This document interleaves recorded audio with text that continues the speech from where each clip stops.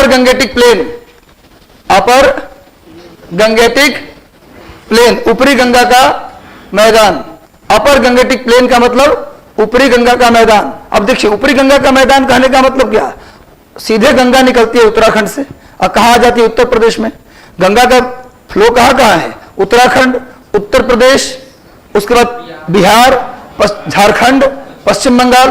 अगर बिहार, भारत के कितने राज्यों से गंगा गुजरती है अगर आपसे पूछे तो जोड़िए, उत्तराखंड, उत्तर प्रदेश, बिहार, बंगाल और झारखंड बीच में, टोटल कितने राज्य हो गए, 5 राज्य। यानी झारखंड को लोग काउंट नहीं करते।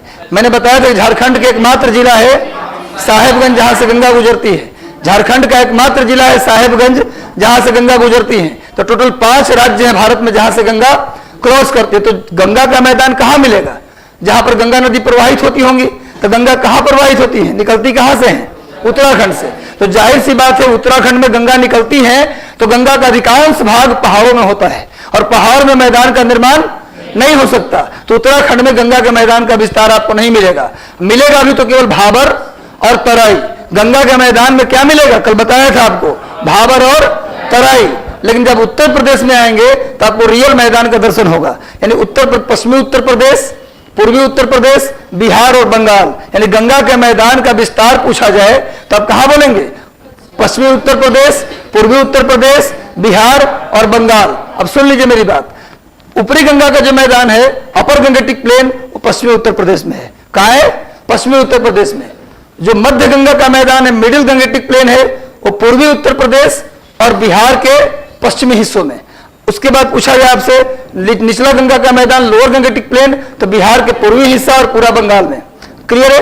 यानी कि अगर देखा जाए तो गंगा के मैदान को हम कितने हिस्सों में बांटेंगे, 3 हिस्सों में, upper Gangetic plain, middle Gangetic plain and lower Gangetic plain. ऊपरी गंगा का मैदान, रटिए मत, मध्य गंगा का मैदान और निचला गंगा का मैदान। ऊपरी गंगा का मैदान का विस्तार कहां है भैया, तो पश्चिमी उत्तर प्रदेश में। मध्य गंगा का मैदान तो पूर्वी उत्तर प्रदेश और पश्चिमी बिहार। और अगर पूछा जाए लोअर गंगेटिक प्लेन तो पूर्वी बिहार और बंगाल में। एकदम क्लियर है। पूर्वी बिहार का मतलब किशनगंज, कटिहार, भागलपुर, ये सब क्या है, पूर्वी बिहार में पड़ेगा। तो पूर्वी बिहार और बंगाल की सीमा से जितने भी डिस्ट्रिक्ट हमारे लग रहे हैं, झारखंड के सीमा से भी कुछ लगने वाला जिला, वो सब क्या है भैया, लोअर गंगेटिक प्लेन में आएगा। इसके बाद पढ़ते हैं असम और ब्रह्मपुत्र का मैदान, जो कहां पाया जाएगा, असम में पाया जाएगा। और फिर पढ़ेंगे तटीय मैदान। तो इसको नोट कर लिया आप लोगों ने, नोट कर लिए, कर लीजिए नोट, हो गया। अब जाइए, कौन सा नंबर था, चौथा नंबर देखिए, मिडिल गंगेटिक प्लेन।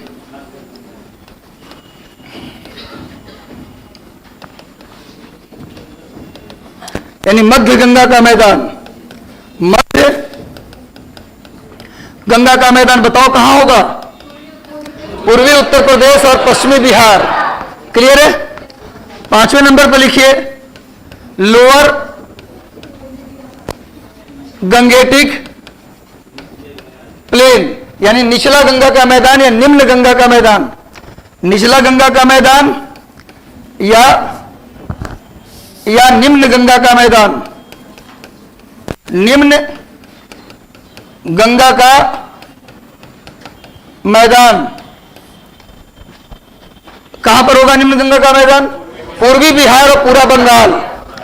6ठे नंबर पे आइए, असम और ब्रह्मपुत्र का मैदान।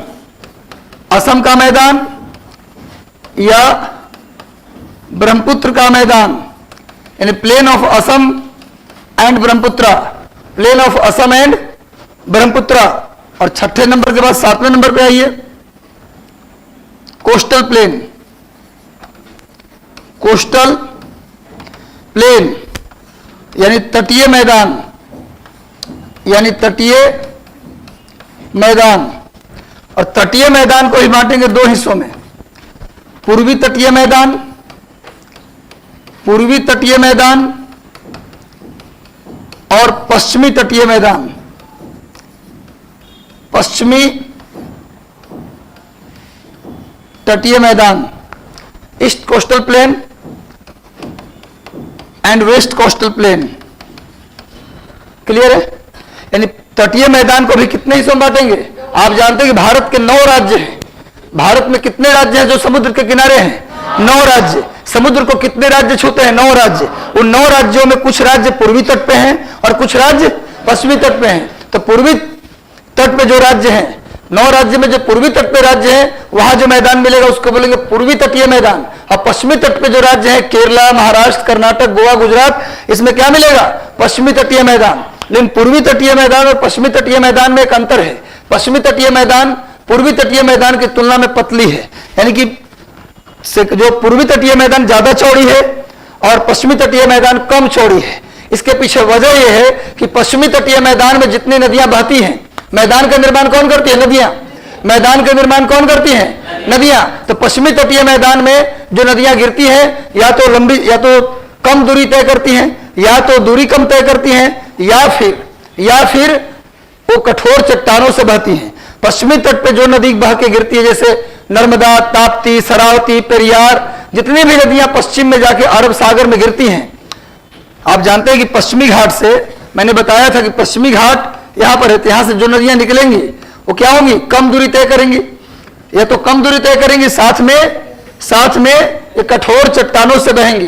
तो जिससे उनके अंदर जो सेडिमेंट होगा उसकी मात्रा क्या होगी? कम होगी। मलबा की मात्रा, सेडिमेंट की मात्रा कम होगी। सेडिमेंट की मात्रा कम होगी तो जो मैदान बनेगा उस मैदान की अधिक चौड़ाई नहीं होगी। और जो नदियां लंबी दूरी तय करेंगी, जिसमें मिट्टी की मात्रा अधिक होगी, जो कटाव अधिक करेगा, उसमें सेडिमेंट की मात्रा भी ज्यादा होगा, तो ज्यादा दूर तक अपने मलबा को फैलाएगा, ज्यादा दूर तक सेडिमेंट को फैलाएगा, तो मैदान की चौड़ाई क्या हो जाएगी? अधिक हो जाएगी। यानी पूछा जाए पश्चिमी तटीय मैदान और पूर्वी तटीय मैदान के बीच डिफरेंस बताओ, तो क्या बोलिएगा? पूर्वी तटीय मैदान ज्यादा चौड़ी है। क्यों चौड़ी है? क्योंकि गोदावरी, कृष्णा, कावेरी, महानदी जैसी बड़ी नदियां पूर्वी तट पे यानी बंगाल के खाड़ी में आकर गिरती हैं। अब बड़ी नदियां गिरेंगी, लंबी नदियां गिरेंगी, तो रास्ता लंबी तय करेंगी, तो कटाव भी अधिक होगा। कटाव अधिक होगा तो मलबा यानी सेडिमेंट, यानी जो उसमें अवसाद होगा उसकी मात्रा अधिक होगी, तो ज्यादा दूर तक वो अवसाद फैलाएगा, तो एक चौड़ी मैदान का निर्माण करेगी। लेकिन जहां पर नदियां छोटी होंगी, लंबी दूरी नहीं तय करेंगी, वहां पर नदियों में सेडिमेंट उतना ज्यादा नहीं होगा, तो मैदान पतला हो जाएगा। एक अंतर तो ये है।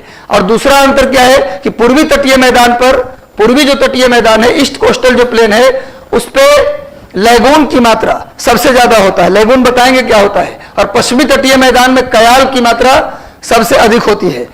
तीसरा अंतर, पूर्वी तटीय मैदान में डेल्टा आपको ज्यादा मिलेगा और पश्चिमी तटीय मैदान में आपको एस्चुरी यानी ज्वारनद मुख ज्यादा मिलेगा। बताया था आपको एस्चुरी क्या होता है।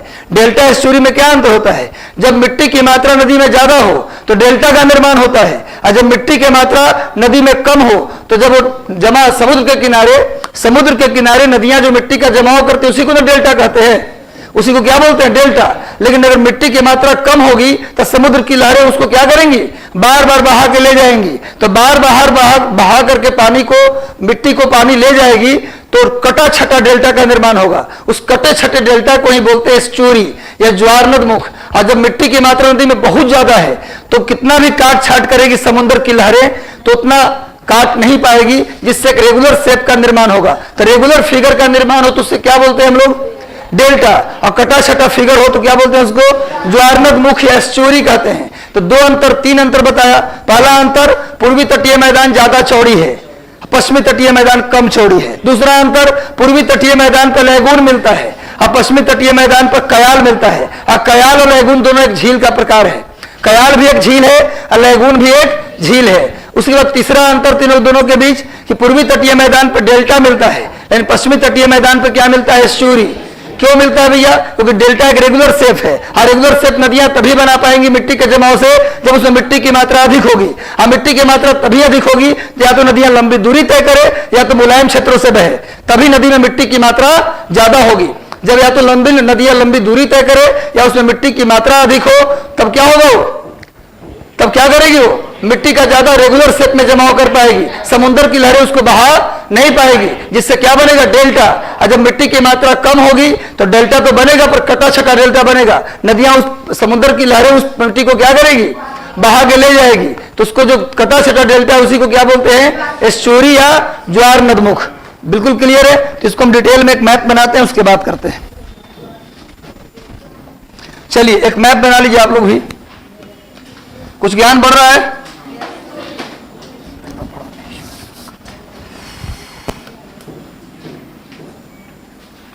जब भी आप कॉपी में, मेंस की कॉपी में मैप बनाएं तो एक चीज का जरूर ध्यान रखिए, मैप छोटा बनाएं, छोटा बनाएं। इससे फायदा क्या होता है, यदि आपको बढ़िया मैप बनाना आता है तब तो कहीं कितना भी बड़ा बना सकते हैं। यदि मैप खराब बनाने आता है, कहीं लगता है गलती हो जाता है, तो आप जितना छोटा बनाएंगे कमियां उतना ही कम दिखता है। मतलब कमी अगर रहेगा भी मैप पे तो पकड़ाएगा नहीं कि कहाँ कमी है। जब हम पढ़ते थे तो हमारे गुरु हुआ करते थे माजिद हुसैन, तो हमेशा गलती मैप बना के हम ले जाते थे इंडिया का। तो अंत में जब नहीं सुधरे उनके सुधार से, तो अंत में बोले कि ऐसा करो कि तुम छोटा मैप बनाओ, उसमें गलती पता नहीं चलता टीचर को ये कहाँ गलती किए हो। तो जितना छोटा अब छोटा का मतलब ये नहीं कि 2 रुपए के सिक्के को रगड़ के बना दिए मैप। अब वो वाला मैप इंडिया हम बचपन में बनाते थे, वो वाला मैप मत बना दीजिए। मतलब इतना छोटा बने कि कुछ गलतियां छिप जाए।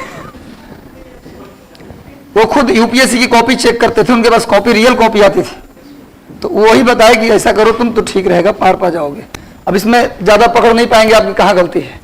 और जब थोड़ा बड़ा बनाते तो दिखता है कहाँ कहाँ गलती है। तो एक तरीका है, मेंस की कॉपी में खास करके टेक्निक अप्लाई करिएगा, छोटा मैप बनाइए, वर्ल्ड का भी इंडिया का भी पकड़े नहीं जाएंगे। जो खासकर भूगोल ऑप्शनल वाले हैं, लगता है मेरा भूगोल बढ़िया है पर मैप खराब है, तो ये काम कर सकते हैं। हो गया, बनाइए। ये मैदान का ओवरव्यू था।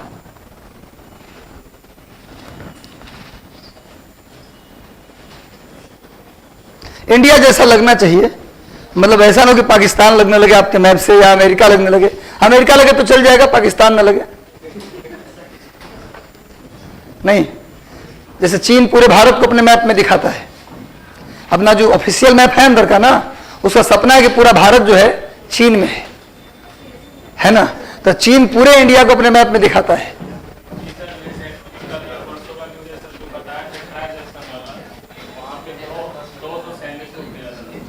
क्या?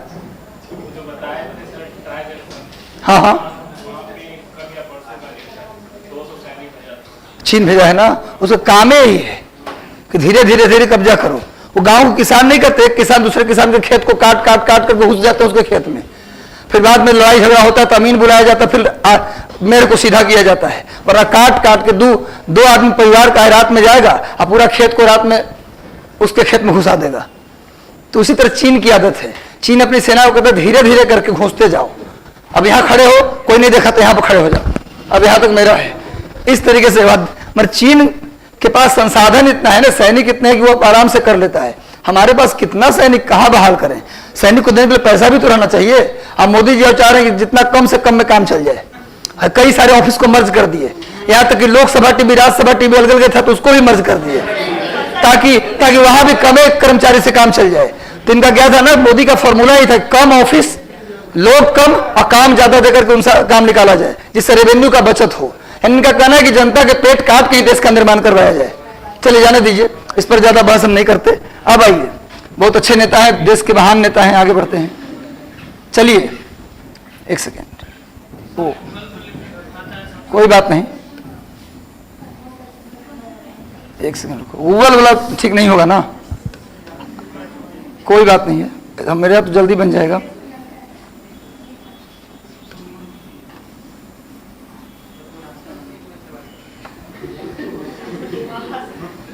कोई बात नहीं। देखिए ये पंजाब हरियाणा का मैदान है, नंबरिंग केवल जैसे जैसे बनाए वैसे बना दीजिएगा। ये राजस्थान का मैदान है, अगर इसको देखें तो इसमें 3 भाग कर दीजिए, ये 1 हो गया, ये 2, 3, 4, 5, जैसे मैंने बनाया है वैसे बना लीजिए 6। और ये जो पूर्वी तटीय मैदान है थोड़ा सा ज्यादा चौड़ा बनाइएगा और पश्चिमी तटीय मैदान को एकदम से पतला बनाइएगा, ताकि दिखे कि पश्चिमी थोड़ा कम चौड़ी है और पूर्वी ज्यादा चौड़ी है। ये नंबर 7 है तो 7 का आप ये कर सकते हैं और 7 का 7 का B कर सकते हैं। बनाइए पूर्वी तटीय मैदान और पश्चिमी तटीय मैदान, इसको आप 7 ऐसे कर दीजिए, 7A और 7B।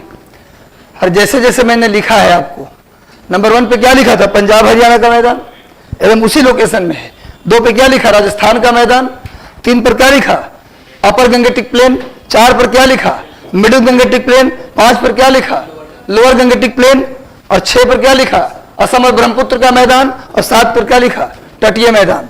इस मैप को आप लोग बना लीजिए, जो लोग लाइव देख रहे हैं वो लोग भी इस मैप का आप स्क्रीनशॉट ले सकते हैं। स्क्रीनशॉट लेकर के इसको आप रख लीजिए। जैसे जैसे मैंने नंबरिंग लिखवाया है 1 2 3 4, उसी क्रम में मैंने इस मैप में दिखाया है। नंबर 1 जो दिखाया वो किसके लिए भैया, तो पंजाब हरियाणा का मैदान। नंबर 2 में मैंने दिखाया था राजस्थान का मैदान। नंबर 3 में हमने दिखाया था अपर गंगेटिक प्लेन यानी ऊपरी गंगा का मैदान यानी पश्चिमी उत्तर प्रदेश। मध्य गंगा का मैदान हमने बताया था पूर्वी उत्तर प्रदेश और पश्चिमी बिहार।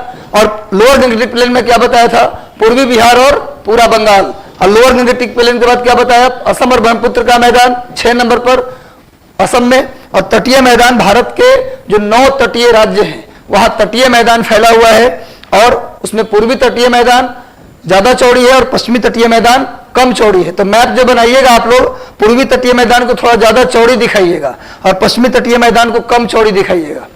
क्लियर है? गुजरात तक है, ऊपरी हिस्सा में नहीं, निचले हिस्सा तक।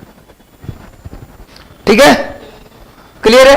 तब हेडिंग डाल दीजिए पंजाब हरियाणा का मैदान। बारी बारी सबके विषय में लिखा जाए। पंजाब हरियाणा का मैदान, पंजाब हरियाणा का मैदान, plain of Punjab and Haryana. देखिए लिखिए विस्तार, कहां कहां इसका विस्तार, एक्सपेंशन लिख के डैश दे दीजिए, विस्तार लिख करके डैश दे दीजिए। एक्सपेंशन बड़ा सेंटेंस मत लिखिए, एक छोटा फॉर्म में लिखिए, जल्दी लिखा भी जाएगा और आराम से काम हो जाएगा। एक्सपेंशन या विस्तार लिख करके डैश दे दीजिए। कहां कहां इसका विस्तार है, लिखिए पंजाब और हरियाणा। विस्तार में लिखिए पंजाब और हरियाणा, पंजाब और हरियाणा। विस्तार में लिखिए पंजाब और हरियाणा। लिखिए यहां से सतलज, यहां लिखिए यहां से सतलज, रिवर लिख कर दे सकते हैं कौन कौन सी नदियां बहती हैं। यहां से सतलज, ब्यास, रावी और चिनाव नदियां बहती हैं। यहां से सतलज, रावी, ब्यास और चिनाव, सतलज, रावी, ब्यास और चिनाव नदियां बहती हैं। यहां से सतलज, रावी, ब्यास और चिनाव नदियां बहती हैं। अंग्रेजी में लिख सकते हैं Sutlej, Ravi, Beas and Chenab flows through there. इन क्षेत्रों से कौन सी नदियां बहती हैं, सतलज, रावी, ब्यास और चिनाव नदियां बहती हैं। क्लियर है? अगला पॉइंट लिखिए, यह क्षेत्र, यह क्षेत्र, यह क्षेत्र अरब सागर और बंगाल के खाड़ी के बीच जल विभाजक का काम करता है। This area work as a water divider. यह क्षेत्र अरब सागर और बंगाल के खाड़ी में गिरने वाली नदियों के लिए, यह क्षेत्र अरब सागर और बंगाल के खाड़ी में गिरने वाली नदियों के लिए, अरब सागर और बंगाल की खाड़ी में गिरने वाली नदियों के लिए जल विभाजक के रूप में कार्य करती है। This area work as a water divider, water divider between, water divider between river of Arabian sea and river of bay of Bengal, river of Arabian sea and river of bay of Bengal. यानी बंगाल के खाड़ी की नदियां और अरब सागर की नदियों के बीच water divider का काम कौन करती है, पंजाब हरियाणा का मैदान। क्लियर है? अब एक बहुत महत्वपूर्ण बात जो प्री के लिए, ये तो सब चीज चल रहा है मेंस में भी, अगर आप भारत के मैदान का इंपॉर्टेंस पूछे, डिस्ट्रीब्यूशन पूछे, कहां कहां इसका विस्तार पूछे, तो मेंस में आप लिख देंगे आसानी से एक एक पॉइंट वाइज। अब पॉइंट फॉर्म में लिखेंगे तो ज्यादा बेस्ट आंसर माना जाता है। तो भैया ये तो हो गया, लेकिन प्री के लिए क्या इंपॉर्टेंट है इसमें, ये अब लिखवा रहा हूं। देखो भाई, अगर आप देखें तो ये कौन सी नदी है, सतलज। अगर आप पहले से पढ़ रहे हैं, हमसे नदी का पूरा चैप्टर दिया, आप पढ़ चुके हैं, तो सबसे नीचे में कौन सा नदी मिलेगा, उसके बाद कौन सी नदी मिलेगी, ब्यास, याद होगा तो बताना। उसके बाद कौन सी मिलेगी, रावी। उसके बाद कौन सी मिलेगी, कौन मिलेगी, चिनाव। चिनाव में ही मिल जाएगी रावी। रावी कहां मिल जाएगी, चिनाव में। ये ब्यास नदी है, ये सतलज नदी है, सुनो। और उसके बाद चिनाव के बाद ये कौन सी नदी है, झेलम। और उसके बाद कौन सी नदी आएगी, सिंधु। कौन सी नदी आएगी, सिंधु। तो आप क्या देख रहे हो कि यहां पर कितना दोआब बन रहा है, दोआब। हमने क्या कहा, दो नदियों के बीच के स्थल को दोआब। अंग्रेजी में इसको बेसिन कहते हैं।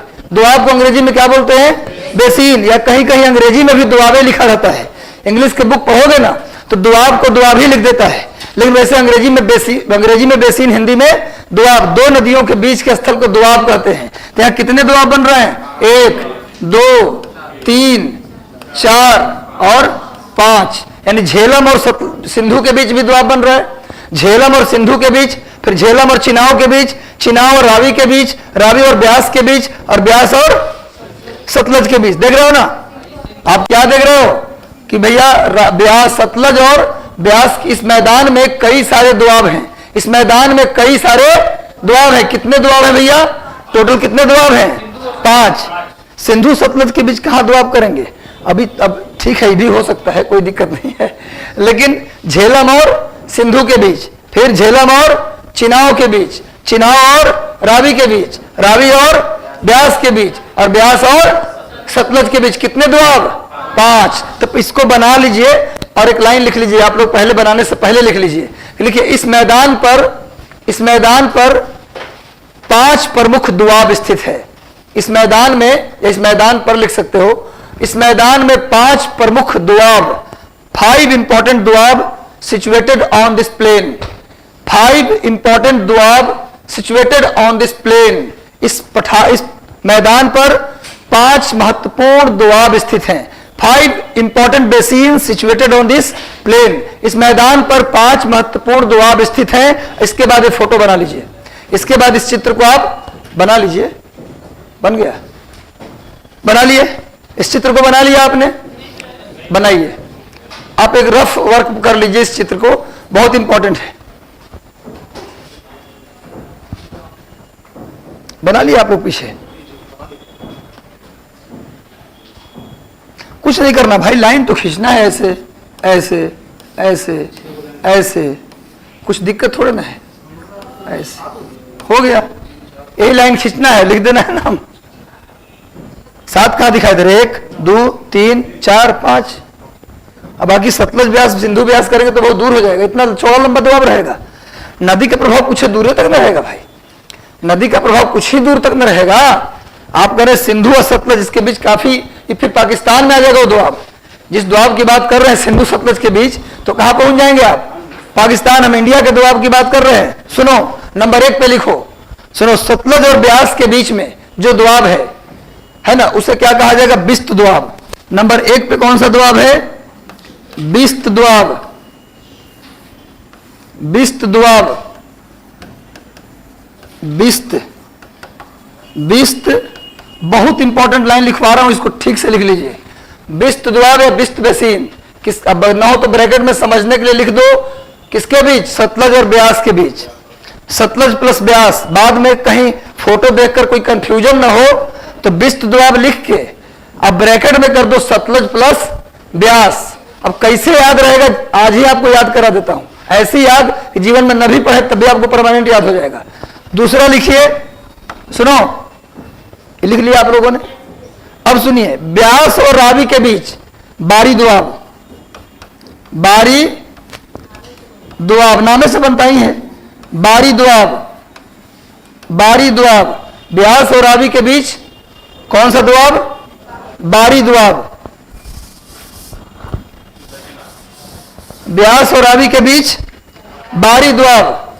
3 नंबर पे लिखिए, ब्यास और सतलज के बीच बिस्त दुआब, और ब्यास और रावी के बीच बारी दुआब, और रावी और चिनाव के बीच रचना दुआब। रावी और चिनाव के बीच रचना दुआब।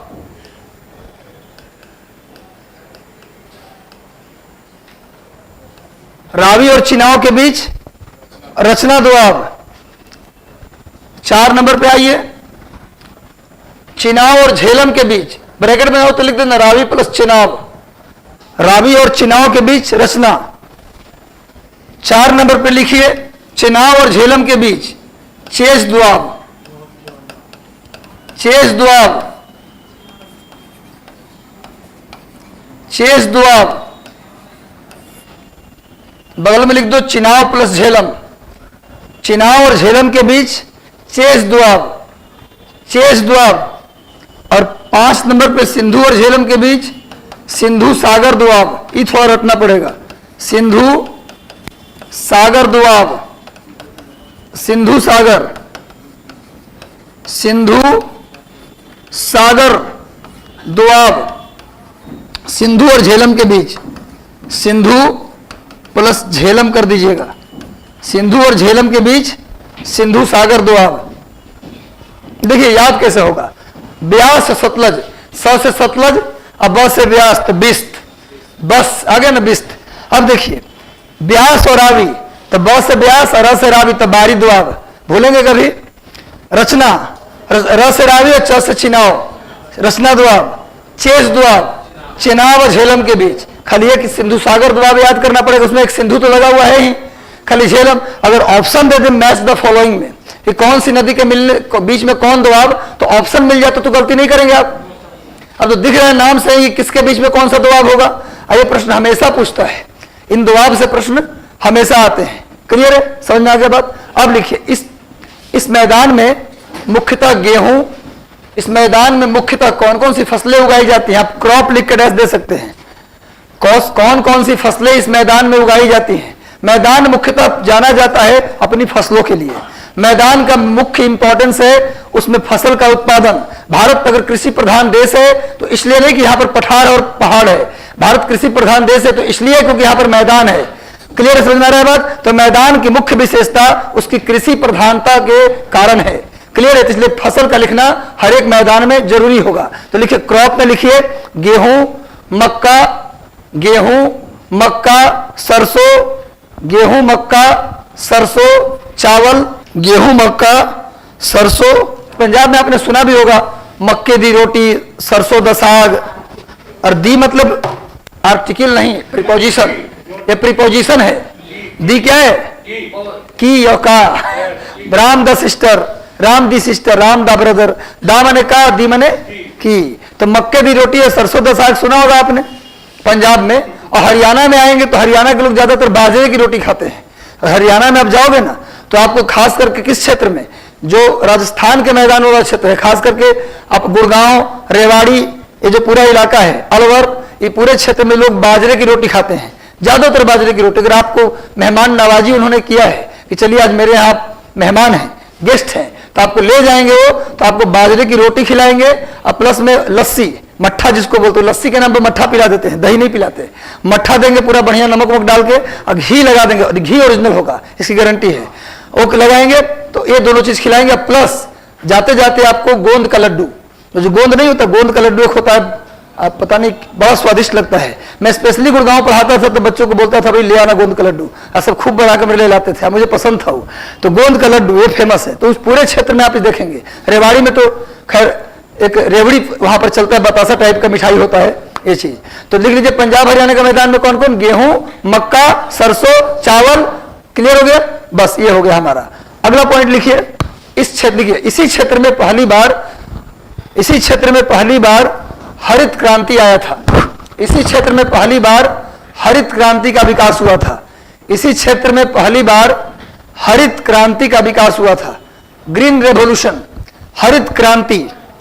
इसी क्षेत्र में पहली बार हरित क्रांति का विकास हुआ था, ग्रीन रेवोल्यूशन। देखिए कैसे आप कनेक्ट करेंगे चीजों को आंसर राइटिंग में। प्री में तो काम सब आ जाएगा, लेकिन मेंस में कैसे किसको कनेक्ट करेंगे ये मैं थोड़ा आपको समझा रहा हूं। कैसे चीजों को जोड़ेंगे और अपने आंसर को रीच कर देंगे आप, है ना। आप वर्सटाइल कर देंगे, क्योंकि आंसर एक तरफा जाएगा तो उतने अंक नहीं मिलते। अगर आंसर कई दिशाओं से बंधा हुआ है तो उसमें अंक मिलते हैं। भारत में हरित क्रांति कब आया, हरित क्रांति कब आया, 1966-67। सबसे बेस्ट जो आंसर है 66 और 67, कहीं पर 67-68, कहीं पर 68-69, कहीं पर 70 भी मिलेगा। तो आप किसमें रखेंगे, 1966-67। आप जानते हैं कि भारत में हरित क्रांति लाने वाले व्यक्ति थे professor MS Swaminathan. Professor MS Swaminathan, और एमएस स्वामीनाथन को हरित क्रांति का जनक कहा जाता है। और बताते हैं आपको एक चीज बढ़िया बात कि भारत में पहली बार जब जनसंख्या आयोग बनाया गया, भारत में पहली बार जनसंख्या आयोग, पॉपुलेशन कमिटी बनाई गई पहली बार, तो किसके निर्देशन में बनाया गया, एमएस स्वामीनाथन की अध्यक्षता में बनाई गई। और मैं बता दूं कि इन्हीं की पुत्री हैं, एमएस स्वामीनाथन की ही पुत्री हैं, बेटी हैं सौम्या स्वामीनाथन, जो वर्तमान में WHO की कुछ बड़े अधिकारी के पद पर हैं, एग्जैक्टली उनका पोस्ट मुझे ध्यान नहीं है, तो बहुत बड़े पद पर हैं, है ना। कौन? सौम्या स्वामीनाथन, एम्स की डॉक्टर थी, बाद में भारत सरकार की तरफ से उनको भेज दिया गया। तो पिता जितने योग्य उतना ही पुत्री भी योग्य है। तो पिता को क्या बोला जाता है? एम एस स्वामीनाथन को क्या बोला जाता है? भारत में हरित क्रांति के जनक। और दूसरी बात, पूरे विश्व में हरित क्रांति के जनक किसको बोलते हैं? Norman Borlaug. नॉर्मन बोरलॉग को विश्व में हरित क्रांति का फादर कहा जाता है। और भारत में हरित क्रांति के जनक किसको कहते हैं? M S Swaminathan. उसी तरह श्वेत क्रांति आया भारत में, ऑपरेशन फ्लड उसको कहते हैं। श्वेत क्रांति, व्हाइट रेवोल्यूशन को हम लोग ऑपरेशन फ्लड भी कहते हैं। उसमें दूध का उत्पादन तेजी से बढ़ा। इसके फादर हैं बर्गिज कुरियन। इसके फादर कौन है? बर्गिज कुरियन। व्हाइट रेवोल्यूशन या ऑपरेशन फ्लड के फादर कौन है? बर्गिज कुरियन। और हरित क्रांति के फादर कौन है? M S Swaminathan. एक बड़ी इंपॉर्टेंट बात, हरित क्रांति शब्द का पहली बार प्रयोग किसने किया? हरित क्रांति तो जनक तो हो गए वर्ल्ड में नॉर्मन बोरलॉग, इंडिया में एम एस स्वामीनाथन। इस टर्म को देने वाला व्यक्ति कौन था? तो विलियम गैड। विलियम गैड, लिख लीजिए गॉड या कहीं कहीं गैड भी लिखा रहता है। विलियम गैड। हरित क्रांति शब्द का प्रयोग पहली बार किसने किया था? विलियम गैड। विलियम गैड ने हरित क्रांति टर्म दिया था, ये फादर नहीं थे। इस टर्म का यूज करने वाला व्यक्ति कौन था पहली बार? विलियम गैड। विलियम गैड, हरित green revolution term used by William guide. Clear है? और father of green revolution in world पूछा जाए तो बोलो Norman Borlaug. Norman, father of green revolution in world, Norman Borlaug. Norman Borlaug को विश्व में हरित क्रांति का पिता कहा जाता है। हरित क्रांति का पिता विश्व में किसको कहते हैं? नॉर्मन बोरलॉग को। और भारत में एम एस स्वामीनाथन को। और इसका टर्म किसने दिया? विलियम गैड ने दिया। विलियम गैड ने दिया। आपको पता है कि जब देश आजाद हुआ तो हमारे सामने सिंचाई की कोई व्यवस्था नहीं थी, बहुत चुनौतियां थी, जनसंख्या तेजी से बढ़ रहा था और हमारे पास खाने पीने की दिक्कतें हो रही थी। हर साल अकाल पड़ते थे। आप 1960 के बाद देखेंगे तो 1960, 61, 62, 63 लगातार अकाल पड़े, हर साल अकाल पड़ा। और कहते हैं 1965 में तो इतनी बड़ी तबाही हुई कि अकाल पड़ा कुछ क्षेत्रों में और कुछ क्षेत्रों में बाढ़ ने तबाही मचा दी। तो हर तरीके से पूरा भारत भूख के चपेट में आ गया था। तो जब नेहरू जी प्रधानमंत्री थे 1960-62 तक, 64 तक रहे, तो 65-62 में उन्होंने क्या किया कि अमेरिका से एक समझौता किया। क्योंकि हमारे पास उतने अनाज नहीं थे लोगों का पेट भरे, उन्होंने समझौता किया और समझौता के तहत अमेरिका ने गेहूं हमें देने का वादा किया। वो भी कीड़ा लगा हुआ गेहूं दे देता था। सोचिए हरित क्रांति क्यों आया, उसकी परिस्थितियां 2 मिनट डिस्कस कर लेता हूं कि भैया कीड़ा लगा हुआ, हमारे मजबूरी का फायदा अमेरिका ने उठाया। उसने कहा कि हम गेहूं देंगे। ऐसा गेहूं उस समय अमेरिका में भी जनसंख्या बहुत कम था और गेहूं बहुत ज्यादा होता था अमेरिका में, आजो होता है।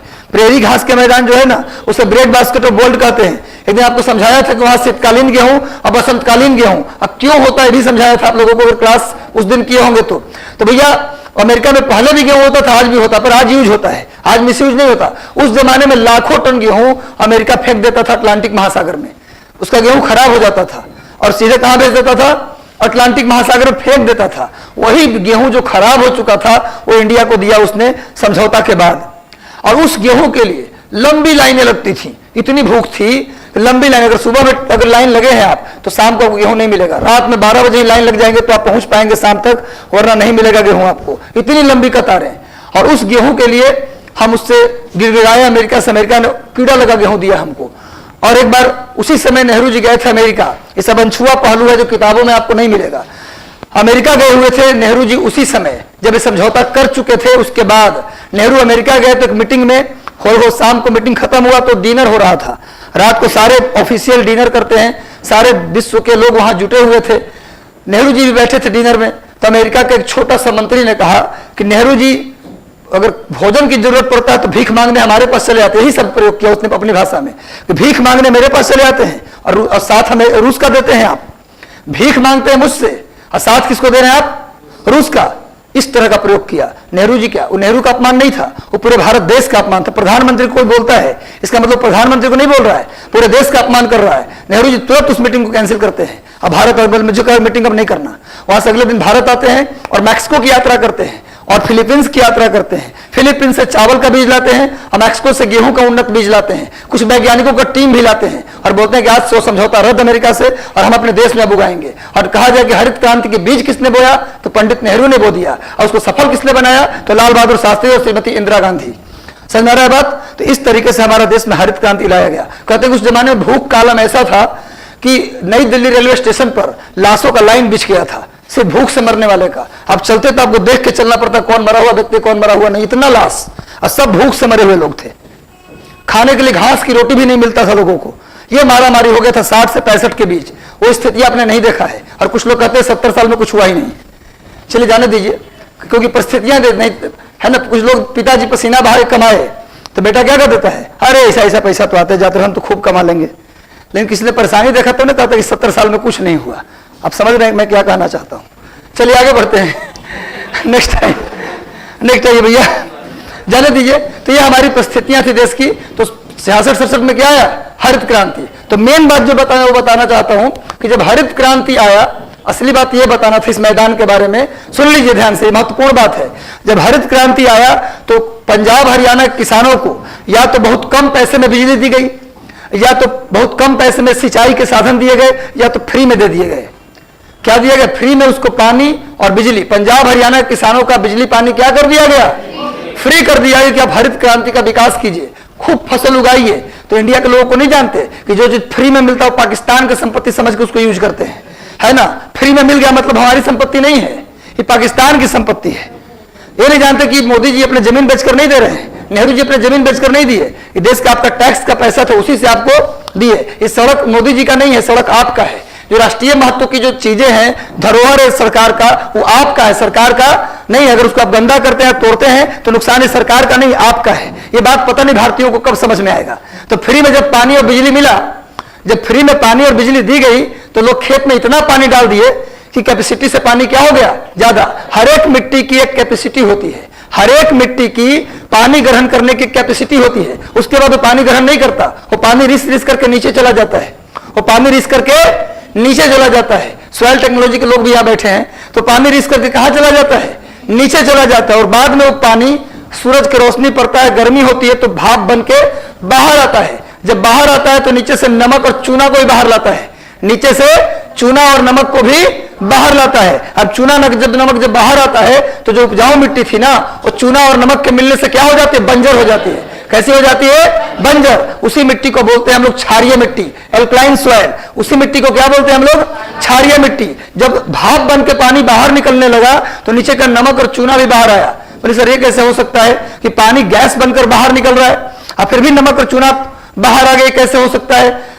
कैपिलरी रिएक्शन आपने सुना होगा, केशिका क्रिया आपने सुना होगा। लालटेन के तेल में बत्ती नीचे डूबा रहता है पर बत्ती ऊपर जलता है, कैसे, कौन सा एक्शन, कैपिलरी एक्शन। तो भैया जब भाप बन के पानी, एक्स्ट्रा पानी जो हम डाल दिए थे खेत में, वो पानी जब निकलने लगा तो धीरे धीरे नीचे के चूना और नमक को कहां ले आया, बाहर। और मिट्टी में जब चूना और नमक मिल जाए तो मिट्टी कैसी हो जाती है, बंजर। बंजर इसी को हम लोग क्षारीय मिट्टी बोलते हैं भूगोल की भाषा में, और गांव की भाषा में इसी को रेह मिट्टी, कलहर मिट्टी या ऊसर मिट्टी के नाम से जानते हैं। इसी मिट्टी को रेह, कलहर या ऊसर मिट्टी के नाम से, भौगोलिक टर्म है, ज्योग्राफी में आपको इस टर्म मिल जाएगा मिट्टी वाले चैप्टर में। इस नाम से आप बिहार में भी सुनते हो, कुछ मिट्टी को ऊसर कह देते हैं।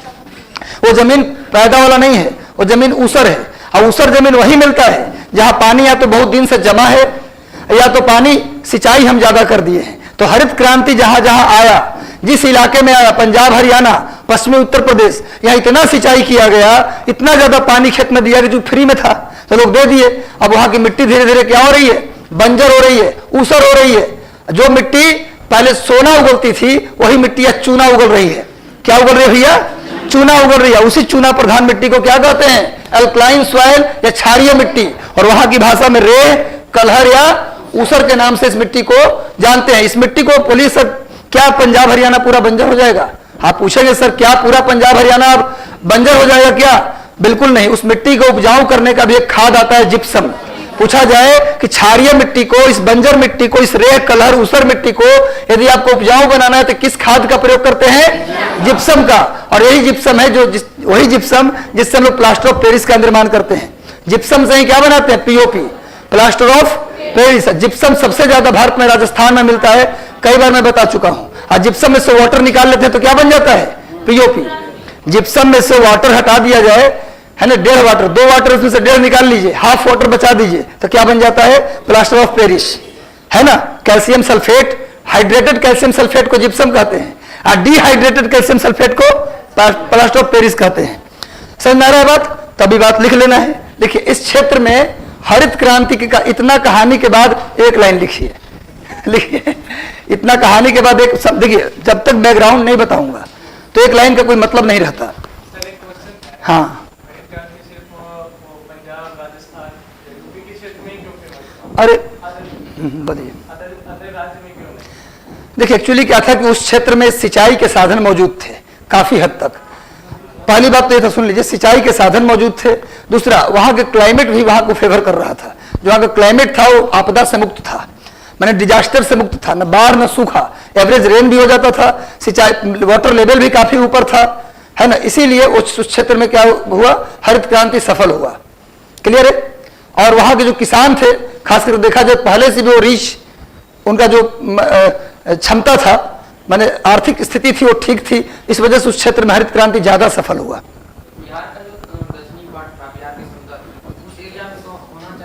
हाँ, उसके एरिया में खाली वाटर रिसोर्स तो था, बाकी क्लाइमेट फेवरेबल नहीं था।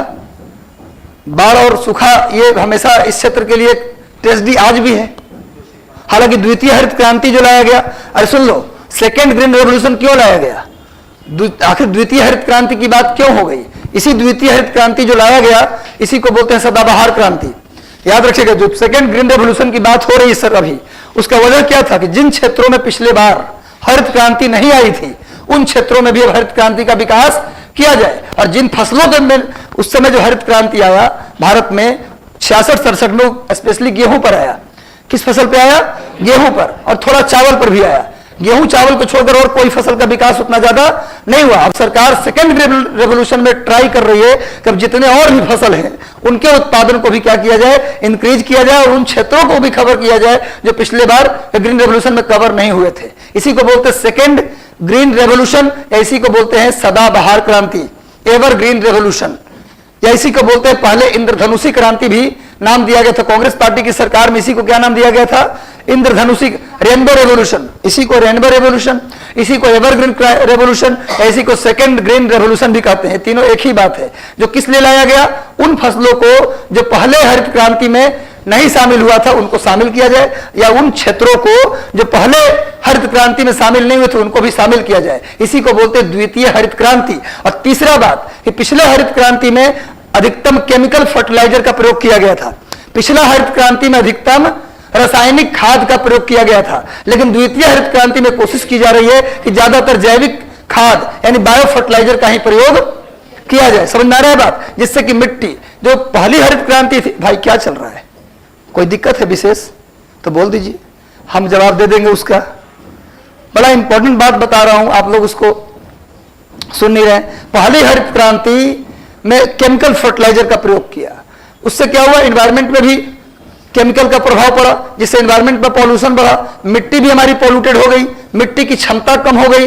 तो सेकेंड ग्रीन रेवोल्यूशन में किया जा रहा है भाई कि बायो फर्टिलाइजर का प्रयोग किया जा रहा है, जैविक खाद का प्रयोग किया जा रहा है, ताकि मिट्टी का जो उर्वरा शक्ति है, जो फर्टिलाइजर, जो उसका फर्टिलिटी पावर है वो भी कम ना हो, पर्यावरण भी प्रदूषित ना हो, और साथ में मिट्टी का जो आयु है वो भी ज्यादा दिन तक टिके। तो ये सब काम किया जा रहा है। और सेकेंड रेवोल्यूशन में 3 लक्ष्य मेन। कौन कौन? पहला लक्ष्य उन फसलों को टच किया जाए जो पहले वाले में टच नहीं हुए थे। दूसरा, उन क्षेत्र में भी लाया जाए जहां पिछले हरित क्रांति में नहीं आया था हरित क्रांति। और तीसरा, जैविक खाद का प्रयोग किया जाए। अभी नीतीश कुमार जी ने एक बड़ा स्टेप लेते हुए बिहार में पटना में गंगा नदी से लेकर भागलपुर में गंगा नदी तक, यानी पटना से भागलपुर तक एक जैविक कॉरिडोर बनाया जा रहा है ना। एक बायो फर्टिलाइजर का एक कॉरिडोर बनाया जा रहा है। उस क्षेत्र में जितनी भी खेती होगी वो सब, उसमें क्या प्रयोग किया जाएगा? बायो फर्टिलाइजर का। आप जानते हैं तीसरा कृषि रोड मैप बिहार में क्या आ गया? तीसरा कृषि रोड मैप तैयार कर लीजिएगा। इस बार हम लोग उसको 2017 से गेस कर रहे हैं। बीपीएससी मेंस के लिए 2017 से हम लोग गेस करते हैं कि इस बार शायद तीसरा कृषि रोड मैप पूछ ले। नहीं पूछा। 18, 19, 20 कभी नहीं पूछा। अब 21 आ गया तब भी नहीं पूछा। हर साल हम लोग मुख्यमंत्री के साथ निश्चय भी गेस करते थे, नहीं पूछता था, पर इस बार पूछ लिया। इस बार 66वीं मेंस में पूछ लिया, तो हो सकता है 67वीं मेंस में तीसरा कृषि रोड मैप पूछ ले। जैसे फेमस चीज है उसको तैयार आप लोग करके रखिएगा। तीसरा कृषि रोड मैप में नीतीश कुमार ने क्या क्या इंपॉर्टेंट चीज ऐड किया है, उसको आप एक लिस्ट बना के अलग से ऐड करते जाइएगा अपने फाइल में। समझ में आ रहा है बात? क्लियर है यहां तक? तो लिखिए अंतिम लाइन एक लिखिए, इसी मैदान में 1966-67 में हरित क्रांति की शुरुआत हुई थी।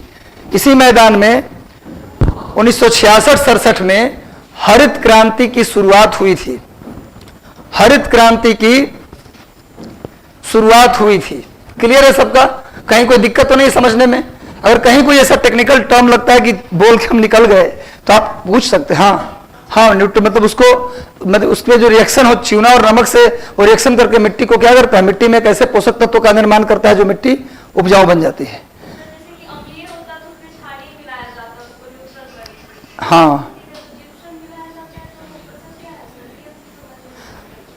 मतलब क्या नहीं समझ रहे हैं बात हम? न्यूट्रल, मिट्टी को न्यूट्रल नहीं किया जाता है। मिट्टी के पोषक तत्व जो उसके अकॉर्डिंग है उसमें डेवलप किया जाता है उसको। मिट्टी को न्यूट्रल करके क्या करेंगे? मिट्टी या तो अम्लीय होगा या तो क्षारीय होगा, है ना? बिल्कुल न्यूट्रल मिट्टी होता है क्या? मिट्टी में हाँ क्षारीयता, इनमें एक्सेस क्षारीयता है तब भी दिक्कत है, एक्सेस एसिडिटी है तब भी दिक्कत है ना? तो एक्सेस वाली बात नहीं होती है, ठीक है ना? मतलब ऐसे न्यूट्रलिटी वाली बात न्यूट्रल बना देगा ऐसा नहीं होता है, उसको न्यूट्रल बना दे, ठीक है? और कोई डाउट? चलिए, ये क्वेश्चन कई बार आया हुआ था कि क्षारीय मिट्टी को उपजाऊपन को बढ़ाने के लिए किसका प्रयोग करते हैं? तो जिप्सम एसिड नहीं है। अब ऐसा ना सोचिए कि उसमें कोई एसिड डाल देंगे जिससे मिट्टी क्या हो जाएगा, क्षारीय से क्या न्यूट्रल बन जाएगा। मतलब एकदम से एक्सेस एसिडिटी है तब भी गड़बड़ है, और एक्सेस अगर बेसिसिटी है तब भी गड़बड़ है। चलिए, यानी एक लेवल पे एसिडिटी भी होना चाहिए, एक लेवल पे बेसिसिटी भी होना चाहिए। चलिए आगे चलते, क्या लिखा आपने? इस मैदान में 66 हरित क्रांति की शुरुआत हुई। लिख लीजिए, हरित क्रांति के दौरान इस क्षेत्र के किसान के द्वारा अति सिंचाई, लिखिए, हरित क्रांति के दौरान इस क्षेत्र के किसान के द्वारा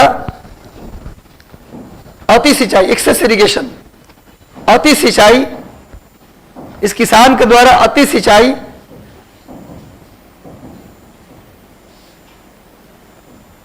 सिंचाई की गई। मतलब सिंचाई ज्यादा की गई, मतलब जितना पानी आप उसमें चाहिए था। हाँ देखिए, इस कारण से केशिका क्रिया के द्वारा, मतलब कि कैपिलरी एक्शन के द्वारा, अंग्रेजी बोल देंगे, केशिका क्रिया के द्वारा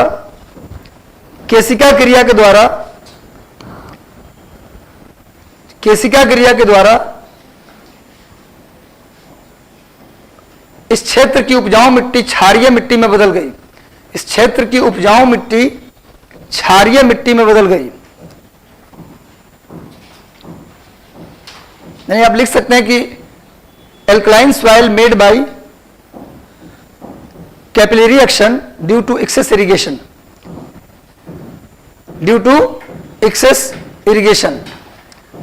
समझ में आ रहा है सबको? कोई दिक्कत तो नहीं है? अति सिंचाई के कारण क्या होता है, मिट्टी क्या बन जाती है, क्षारीय बन जाती है। लेकिन लाइन और लिख सकते हैं, इस मिट्टी को रेह, कलहर और ऊसर के नाम से भी जानते हैं। इस मिट्टी को रेह, कलहर और ऊसर, रेह, कलहर और ऊसर के नाम से भी जानते हैं। रेह, कलहर और ऊसर के नाम से भी जानते हैं। इस मिट्टी को रेह मिट्टी, कलहर मिट्टी या ऊसर मिट्टी के नाम से भी जानते हैं। इस मिट्टी को, एक लाइन और लिख लीजिए, बहुत इंपॉर्टेंट लाइन, सब एग्जाम के लिए समझिए कि रामबाण औषधि है, सीधे परीक्षा में कई बार आ चुका है। लेकिन इस मिट्टी को उपजाऊ बनाने के लिए जिप्सम का प्रयोग करते हैं। इस मिट्टी को उपजाऊ बनाने के लिए जिप्सम का प्रयोग करते हैं। जिप्सम के बगल में लिख दीजिएगा हाइड्रेटेड कैल्शियम सल्फेट। जिप्सम जहां लिखे हैं ना, वहां क्या लिखिएगा, हाइड्रेटेड कैल्शियम सल्फेट। जहां आपने जिप्सम लिखा है वहां हाइड्रेटेड कैल्शियम सल्फेट लिख लीजिएगा। हाइड्रेटेड कैल्शियम सल्फेट लिख लीजिएगा, हाइड्रेटेड कैल्शियम सल्फेट। क्लियर है? और उसी को डिहाइड्रेट करेंगे। हाइड्रेट का मतलब पानी मिला हो तो हाइड्रेटेड बोलते हैं। अब पानी की मात्रा निकाल ले तो क्या हो जाएगा? डिहाइड्रेट। तो डिहाइड्रेटेड कैल्शियम सल्फेट को प्लास्टर ऑफ पेरिस कहते हैं। उसमें से पानी निकाल ले तो क्या बन जाएगा? पीओपी। नहीं लगा तो पीओपी, छत टपकने लगता है तो क्या करते हैं? पीओपी। तो पीओपी बनता है जिप्सम से बनता है। 9 तक लाइन लिख लो। भारत में सबसे अधिक जिप्सम राजस्थान में मिलता है। भारत में सबसे अधिक जिप्सम कहां मिलता है? राजस्थान में। चलिए, हो गया कंप्लीट। अब आई दूसरा मैदान, ऊपरी गंगा का मैदान, नहीं सॉरी, राजस्थान का मैदान। राजस्थान का मैदान यानी प्लेन ऑफ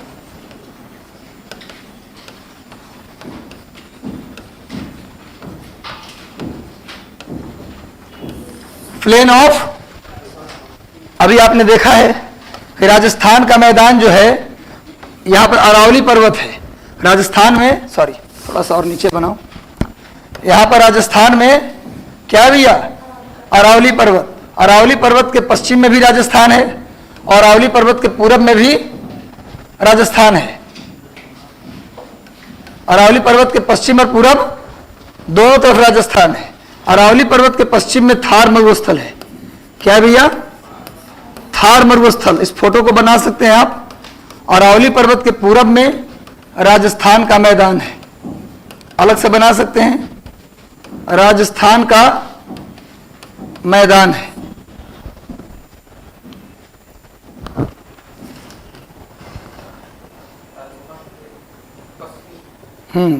पश्चिम वाला में थार मरुस्थल और पूरब में राजस्थान का मैदान। हो गया? लिखिए, इस मैदान का विस्तार, एक्सपेंशन लिख के लिख दीजिए, डैश देके एक्सपेंशन या विस्तार लिख करके डैश दे दीजिए। राजस्थान के मैदान का विस्तार कहां कहां है? तो लिखिए, पूर्वी Rajasthan, east Rajasthan, east Rajasthan, south Haryana, दक्षिणी हरियाणा, हरियाणा पूरा नहीं, साउथ हरियाणा, जिसका क्षेत्र अलवर और गुड़गांव के आसपास जो बोल रहे हैं आपको, गुड़गांव, रेवाड़ी, दक्षिणी हरियाणा, दक्षिणी हरियाणा, उसमें आ जाता है गुड़गांव, रेवाड़ी, सोनीपत, पानीपत, ये सब पूरा जो क्षेत्र है ना, उसी में आ जाता है। यानी पूरा यहां से लेकर के रोहतक तक का क्षेत्र। अगला लिखिए, इसके बाद उत्तर प्रदेश के आगरा और मथुरा जिला, उत्तर प्रदेश के आगरा और मथुरा जिला, उत्तर प्रदेश के आगरा और मथुरा जिला, यूपी के आगरा और मथुरा डिस्ट्रिक्ट। क्लियर है? इसमें क्या मिलता है? राजस्थान का मैदान। क्लियर है यहां तक? लिखिए, इस क्षेत्र में मुख्यतः बलुई मिट्टी, सैंड सॉइल का विस्तार है। इस क्षेत्र में मुख्यतः बालुई मिट्टी का विस्तार है। सॉइल में लिखिए सैंड सॉइल, बलुई मिट्टी का विस्तार है। क्लियर है? बलुई मिट्टी का विस्तार है। लिखिए, इस क्षेत्र को अर्ध मरुस्थलीय क्षेत्र भी कहते हैं। इस क्षेत्र को, this area is known as semi desert area. लिखने रहे क्या? This area is known as semi desert area. This area is known as semi desert area. इस क्षेत्र को अर्ध मरुस्थलीय क्षेत्र भी कहा जाता है। मैंने आपको पढ़ाया था पिछले क्लास में, आपको याद होगा, नहीं याद तो थोड़ा रिवाइज करवा देते हैं। मरुस्थल दो प्रकार का होता है, सेमी डेजर्ट और कंप्लीट डेजर्ट, पूर्ण मरुस्थल और अर्ध मरुस्थल। मरुस्थल की परिभाषा है कि ऐसा कोई भी स्थान दुनिया का जहां 25 सेंटीमीटर से कम वर्षा होती है उसे डेजर्ट कहते हैं। डेजर्ट का परिभाषा यह नहीं होता कि जहां केवल बालू ही बालू हो, फिर तो नदी में भी बालू होता है। ये तो बचपन में जब टीचर हम 3 क्लास में थे तो बताते थे कि बेटा जहां बालू बालू देखो वो क्या हो जाएगा? डेजर्ट। लेकिन जब आप 9th-10th क्लास में पहुंचे तो टीचर क्या बताते थे कि मरुस्थल का संबंध बालू या मिट्टी और पत्थर से नहीं है। हो सकता है वहां पथरीला भूमि है तब भी मरुस्थल हो सकता है, बालू होना मरुस्थल के लिए जरूरी नहीं है। मरुस्थल होने के लिए जरूरी है बरसात का होना, बरसात कम होना। यानी कि ऐसा कोई भी स्थान, the place at which rain occurs below 25 centimetre is known as desert. The place at which rain occurs below 25 centimetre is known as desert. दुनिया में ऐसा कोई स्थान जहां 25 सेंटीमीटर से कम वर्षा होती है उसे मरुस्थल कहते हैं। एक बहुत बड़े विद्वान थे एलसी किंग, मरुस्थल पर सबसे ज्यादा रिसर्च जिस विद्वान ने किया है उसका नाम क्या है, एलसी किंग। उन्होंने कहा था कि पूरे दुनिया में 1/3 भाग पर क्या है, मरुस्थल। अगर क्वेश्चन आ जाएगा, कहीं एग्जाम में आया था एक बार, बीपीएससी में ही आया था शायद 60-62 में, कि पूरे दुनिया में कितने प्रतिशत पर मरुस्थल है, तो क्या बोलेंगे 33%, 1/3। ना हो तो लिख लीजिए, एक लाइन पहले ये लाइन लिख लिया आप लोगों ने। इस पठार को सेमी डेजर्ट एरिया के नाम से भी जानते हैं। इस मैदान को या इस क्षेत्र को अर्ध मरुस्थलीय क्षेत्र के नाम से भी जानते हैं। एक लाइन नोट में लिख दीजिए कि पूरे दुनिया में 1/3 भाग पर मरुस्थल है। इन नोट करके लिख दीजिए, एनओटी, इसका संबंध इस चैप्टर से नहीं है। नोट करके लिखिए, पूरे विश्व में कितने प्रतिशत पर मरुस्थल है, 33%। यानी पूरी दुनिया में 33% ऐसा स्थान है जहां वर्षा 25 सेंटीमीटर से कम होती है। अब सुनिए, अर्ध मरुस्थल और पूर्ण मरुस्थल। पूर्ण मरुस्थल का मतलब जहां वर्षा 25 सेंटीमीटर नहीं 10 सेंटीमीटर से भी कम हो। जहां वर्षा 10 सेंटीमीटर से भी कम हो उसे बोलते हैं क्या, उसे बोलते हैं पूर्ण मरुस्थल। और जहां वर्षा 10 से 25 के बीच हो, यानी थोड़ा ज्यादा हो, उसे बोलते हैं अर्ध मरुस्थल। कहीं कहीं अर्ध मरुस्थल में 50 सेंटीमीटर भी देगा तो कोई दिक्कत नहीं, यानी 50 सेंटीमीटर तक के वर्षा लाइन को क्या बोलते हैं, अर्ध मरुस्थल। 10 सेंटीमीटर से भी कम वर्षा हो तो पूर्ण मरुस्थल, और 10 से 25 सेंटीमीटर के बीच या 50 सेंटीमीटर पर मैक्सिमम हो तो अर्ध मरुस्थल। क्लियर है, तो पूरा इलाका जो है वो अर्ध मरुस्थल के क्षेत्र में आता है। क्लियर है। अब लिखिए फसल, क्रॉप। यहां कौन कौन सी फसलें होती हैं क्रॉप में, लिखिए ज्वार, बाजरा, सरसों। क्रॉप में लिखिए ज्वार, ज्वार को अंग्रेजी में भी ज्वार कहते हैं, अब बाजरा को अंग्रेजी में मिलेट कहते हैं। तो ज्वार, मिलेट, मस्टर्ड, यानी कि ज्वार, बाजरा और सरसों। ज्वार, बाजरा और सरसों, या लिख सकते हैं मोटे अनाज में दाल भी होता है, यहाँ पर मक्का भी होता है। दाल और मक्का भी जोड़ लीजिए, दाल और मक्का। पल्सेज एंड मेज, लिखिए ज्वार, बाजरा, सरसों, पल्सेज एंड मेज। दाल, ज्वार, बाजरा, सरसों। मेनली ज्वार, बाजरा और क्या होता है, सरसों। अभी बताया हूं कि आप कभी चले जाइए हरियाणा तो आपको क्या खिलाएंगे लोग, बाजरे की रोटी खिलाएंगे और लस्सी के नाम पर पतला सा मट्ठा पिला देंगे कि सर ये लस्सी है। हमको लाया तो बड़ी खुश थे कि आज लस्सी पिलाएगा बढ़िया बना के। हरियाणा के लोग दूध दही के शौकीन होते हैं, तो मैंने सोचा कि कुछ बढ़िया सा लस्सी पिलाएगा, एकदम से आज दिल खुश होने वाला है। तो जब लस्सी पिया तो उसमें मट्ठा पिला रहा था वो। हमें चलो कोई बात नहीं, बहुत दिन हो गया था मट्ठा खाए भी, 10वीं क्लास से पहले खाया था और सीधे गुड़गांव में जब पढ़ाने गया तब खाया तो बड़ा अच्छा लग रहा था। बोले सर अच्छा लग रहा है तो दिल्ली में भी पी सकते हैं। कैसे, तो पैकेट में आता है सर, सुधा वाला मट्ठा पिलाता है और नमक डाल के, जीरा उरा डाल के। ठीक है ना। तो भैया बाजरा, ज्वार और सरसों, एक लाइन लिखिए, बाजरा और सरसों के उत्पादन में राजस्थान का पहला स्थान है। इस कहानी को सुनाने का उद्देश्य है सिर्फ इतना कि आप भूल भी जाएं तो कहानी अगर याद रहे तो फसल का नाम आपको याद आ जाए। तो लिखिए बाजरा और सरसों के उत्पादन में राजस्थान का पहला स्थान है। Rajasthan has first rank in production of bajra and millet and mustard. Rajasthan का बाजरा और सरसों के उत्पादन में, राजस्थान का बाजरा और सरसों के उत्पादन में पहला स्थान है। क्लियर है, इतना समझ में आपको आ गया। बाजरा सरसों के उत्पादन में पहला स्थान राजस्थान। अब सुनिए, जो सरसों का उत्पादन है वो तो राजस्थान में होता है, लेकिन सरसों के उत्पादन के साथ साथ राजस्थान में एक प्लेस है भरतपुर। एक प्लेस है भरतपुर, यहां पर सेंट्रल मस्टर्ड रिसर्च इंस्टीट्यूट है। देखिए केंद्रीय सरसों अनुसंधान संस्थान, केंद्रीय सरसों अनुसंधान संस्थान, केंद्रीय सरसों अनुसंधान संस्थान, केंद्रीय सरसों अनुसंधान संस्थान, सेंट्रल मस्टर्ड रिसर्च इंस्टीट्यूट, केंद्रीय सरसों अनुसंधान संस्थान है, कहां है, भरतपुर राजस्थान। भरतपुर में लिख लिए। वैसे भरतपुर अब आ गया है तो कुछ इंपॉर्टेंट चीज लिखवा दे तो भरतपुर के बारे में। भरतपुर में ही घाना पक्षी विहार है। भरतपुर में ही घाना या इसी को बोलते हैं केवला देव, केवला देव, घाना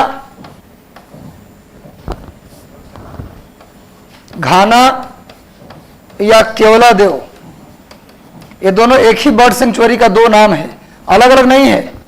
एक ही बर्ड सेंचुरी का दो नाम है। घाना और केवला दो बर्ड सेंचुरी,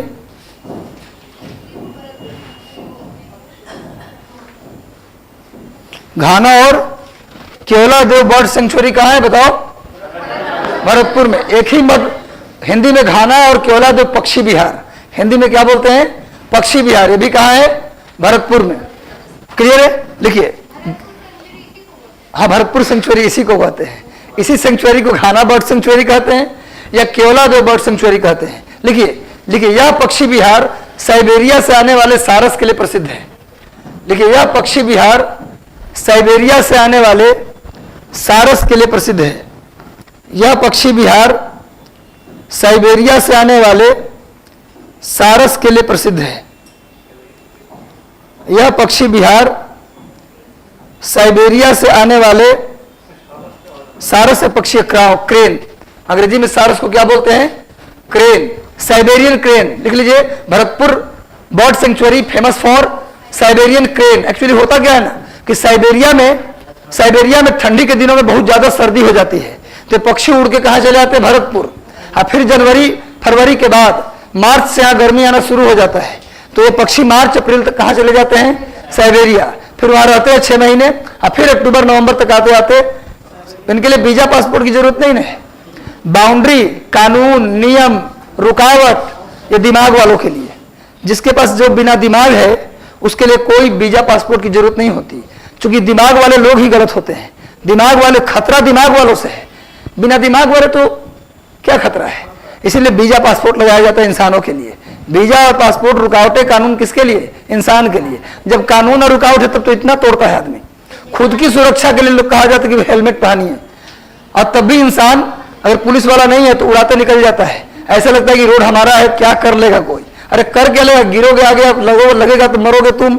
सरकार आपकी सेफ्टी के लिए से व्यवस्था करती है तो उसको भी नहीं मानते आप। अपने आप को कहते हैं मैं तो हीरो हूं, मैं तो किसी भी तरह जा सकता हूं।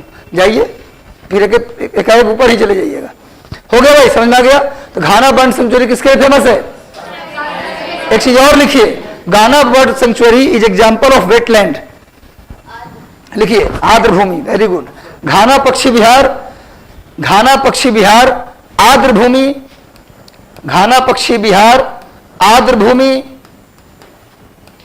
नम भूमि, नम भूमि, घाना पक्षी विहार आर्द्र भूमि, नम भूमि या रामसर साइट, रामसर भूमि का उदाहरण है। तीनों एक ही चीज है। Ghana bird sanctuary is example of wetlands, Ghana bird sanctuary is example of wetlands या Ramsar site. Ghana bird sanctuary is example of wetlands and Ramsar site. Ramsar एक प्लेस का नाम है, ईरान में एक जगह है, ईरान में एक प्लेस है रामसर, जहां वेटलैंड को प्रोटेक्ट करने के लिए एक मीटिंग की गई थी और वहां रामसर प्रोटोकॉल बनाया गया था। इसलिए दुनिया में जहां जहां भी वेटलैंड्स हैं उसको रामसर साइट के नाम से भी जानते हैं। तो घाना बर्ड सेंचुरी भारत का एक रामसर साइट है। क्लियर है? ऐसे सभी राज्य में कई सारे रामसर साइट हैं। इसकी घोषणा की जाती है पर्यावरण मंत्रालय के द्वारा। तो भैया, रामसर साइट का उदाहरण कौन है? घाना पक्षी विहार, या इसको बोल सकते हैं केवला दो पक्षी विहार, या भरतपुर बर्ड सेंचुरी, जो तीनों एक ही चीज है। क्लियर है? अगला पॉइंट लिखिए, नेक्स्ट पॉइंट लिखिए। लिखिए, इस क्षेत्र में, लिखिए इस क्षेत्र में शुष्क फसलों का विकास अधिक किया जाता है। इस ड्राई क्रॉप, इस क्षेत्र में शुष्क फसलों का अधिकतम विकास किया जाता है, अधिकतम उत्पादन किया जाता है। शुष्क फसलों का अधिकतम उत्पादन किया जाता है, अधिकतम उत्पादन किया जाता है। क्लियर है? लिखिए, मतलब ऐसी फसल जिसमें पानी का यूज कम हो, उस तरह की फसल ज्यादा उगाया जाता है। अगला पॉइंट लिखिए, इस क्षेत्र में जितनी भी झीलें पाई जाती हैं उसमें नमक की मात्रा अधिक होती है। इस क्षेत्र में मिलने वाली झीलों में, इस क्षेत्र में मिलने वाली झीलों में नमक की मात्रा अधिक पाया जाता है। इस क्षेत्र में मिलने वाली झीलों में नमक की मात्रा अधिक होती है, नमक की मात्रा। क्लियर है? नेक्स्ट पॉइंट लिखिए। हो गया कंप्लीट। राजस्थान के मैदान में इससे कुछ ज्यादा बात नहीं है। अगला पॉइंट लिखिए, अपर गंगेटिक प्लेन, ऊपरी गंगा का मैदान। अपर गंगेटिक प्लेन, ऊपरी गंगा का मैदान। ऊपरी गंगा का मैदान कहां है भाई, बताओ जल्दी। ऊपरी गंगा का मैदान कहां? पश्चिमी उत्तर प्रदेश में। अब सुनो मेरी बात, एक बात मैं बता दूं कि पश्चिमी उत्तर प्रदेश का मतलब पूरे उत्तर प्रदेश में नहीं। अगर ये पूरा क्षेत्र उत्तर प्रदेश का है, उत्तर प्रदेश का अगर ये पूरा क्षेत्र है तो उत्तर प्रदेश में पूरा में नहीं, ये तराई वाले रीजन को छोड़ दीजिए। ये मान लीजिए पूरा उत्तर प्रदेश है, मान लेते हैं, तो उत्तर प्रदेश में तराई के क्षेत्र को केवल छोड़ दीजिए और नीचे में आगरा और मथुरा क्षेत्र को छोड़ दीजिए। आगरा और मथुरा, और यहां पर देखेंगे तो ये पूरा बुंदेलखंड और बघेलखंड है। अगर आपने पढ़ा होगा प्लेटी ऑफ इंडिया हमसे, तो बुंदेलखंड और बघेलखंड का एरिया है। तो नीचे का बुंदेलखंड बघेलखंड को छोड़ दीजिए, आगरा मथुरा को छोड़ दीजिए और ऊपर में तराई वाले रीजन को छोड़ दीजिए, तो जो बच गया वो क्या भैया, पश्चिमी गंगा का मैदान। यानी पूरे पश्चिमी उत्तर प्रदेश में अपर गंगेटिक प्लेन नहीं है, कुछ छोड़कर। तो लिखिए पहले ऊपरी गंगा के मैदान में लिखिए विस्तार, विस्तार में लिखिए पश्चिमी उत्तर प्रदेश, विस्तार में लिखिए पश्चिमी उत्तर प्रदेश, विस्तार में पश्चिमी उत्तर प्रदेश, पश्चिमी उत्तर प्रदेश। लेकिन हां ब्रैकेट देके लिखो, किसको छोड़कर, किसको छोड़कर बताओ, मथुरा, आगरा और पूरा बुंदेलखंड। तो लिख दीजिए मथुरा, आगरा और बुंदेलखंड को छोड़कर, मथुरा, आगरा और बुंदेलखंड को छोड़कर। हाँ लिखिए, इसका विस्तार पश्चिमी उत्तर प्रदेश में है, इसका विस्तार वेस्ट यूपी में है, पश्चिमी उत्तर प्रदेश में है। क्लियर हो गया। और कहा गया भैया, किसको छोड़कर, आगरा, मथुरा और बुंदेलखंड को छोड़कर, क्योंकि आगरा मथुरा पड़ जाता है राजस्थान के मैदान में। अब बुंदेलखंड मैदान में ये पठार है, तो उसको भी क्या कर लेंगे आप, साइड कर लेंगे। तो जो बच गया उत्तर प्रदेश, वहीं पर इसका निर्माण इस मैदान का हुआ है। लिखिए फसल, लिखिए क्रॉप, क्रॉप में लिखिए गेहूं, गन्ना, आलू। फसल में लिखिए गेहूं, मेनली गेहूं है, गेहूं, गन्ना, आलू, गेहूं, गन्ना, आलू। पर एक बात का ध्यान रखिएगा, गेहूं और आलू तो आज भी उगाते हैं। पश्चिमी उत्तर प्रदेश का किसान, थोड़ा सुन लीजिए मेरी बात तब लिखिएगा, पश्चिमी उत्तर प्रदेश के किसान गेहूं, गन्ना, आलू सब उगाते थे। आज से 50 साल पहले की बात करें तो वहां खूब गन्ना होता था, और आज भी उत्तर प्रदेश गन्ना के उत्पादन में सबसे आगे है। गन्ना के उत्पादक पूछिएगा तो पश्चिमी उत्तर प्रदेश या उत्तर प्रदेश पूरा। चीनी का कटोरा भी किसको बोलते हैं, उत्तर प्रदेश को, कोई दिक्कत नहीं है। और सबसे ज्यादा चीनी मिल महाराष्ट्र में है, सबसे ज्यादा चीनी मिल कहां है, महाराष्ट्र में। और गन्ना सबसे ज्यादा होता कहां है, उत्तर प्रदेश में। दोनों में अंतर क्या है, महाराष्ट्र के गन्ना में रस की मात्रा अधिक होती है, मिठास ज्यादा होता है, और यूपी के गन्ना में गन्ना अधिक होता है पर रस की मात्रा कम, मिठास भी कम। ये तो अंतर है। और पश्चिमी उत्तर प्रदेश एक समय में बहुत ज्यादा गन्ना के उत्पादन के लिए जाना जाता था। आज भी वहां गन्ना होता है, गेहूं, गन्ना, आलू तीनों होता है, पर गन्ना का उत्पादन धीरे धीरे कम हो रहा है। पश्चिमी उत्तर प्रदेश के किसान गेहूं तो उगाते हैं, आलू भी उगाते हैं, लेकिन गन्ना का उत्पादन अब कम कर दिए। अब ऐसा क्यों हो रहा है, क्योंकि चीनी मिल में जो गन्ना वो देते हैं उनको टाइम से पैसा नहीं मिलता, और जो रेट मिलता है वो रेट उनके मिट्टी के जैसा उत्पादन में मेहनत करते हैं उस प्रकार से गन्ना का रेट नहीं बढ़ा। जिस तरीके से और चीजों की महंगाई बढ़ गई उतनी तेजी से गन्ना का रेट अभी चर्चा में भी था, नहीं बढ़ा। आज की बात नहीं है, सबसे ज्यादा यूपी में कोई इग्नोर किया गया है उत्तर प्रदेश में, तो कि गन्ना के किसान इग्नोर किए गए हैं।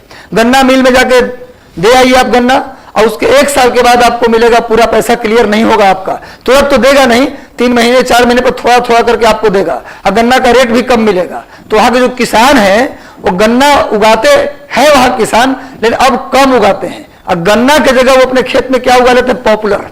क्या उगा लेते हैं, पॉपुलर। पॉपुलर एक वृक्ष होता है जो बहुत जल्दी तैयार हो जाता है, और उसका फर्नीचर बनाने में, दरवाजा बनाने में बहुत ज्यादा इस्तेमाल होता है। अब मेरठ सहारनपुर साइड आप जाइए, पूरा मेरठ, सहारनपुर, बागपत, बड़ौद, शामली, सहारनपुर, पूरे इलाका में पहले गन्ना के खेत हुआ करता था। आज वो गन्ना साफ हो गए, और वहां क्या मिलेगा आपको, पॉपुलर का पेड़। पूरे खेत में पॉपुलर लगा दिए, और सारे पेड़ तैयार हो रहा है किसके लिए, फर्नीचर के काम में। क्योंकि एनसीआर, जो दिल्ली का एनसीआर का जो क्षेत्र है बहुत तेजी से विकसित हो रहा है, और दिल्ली अब नहीं रह गया, वो बढ़ते बढ़ते दिल्ली से शामली तक बढ़ गया, उधर सहारनपुर तक अब दिल्ली बढ़ता जा रहा है। एक बहुत बड़ा नगरीय क्षेत्र का निर्माण हो रहा है, पूरा दिल्ली इधर मथुरा को टच कर रहा है, पूरा दिल्ली एक समय में चंडीगढ़ को टच कर जाएगा।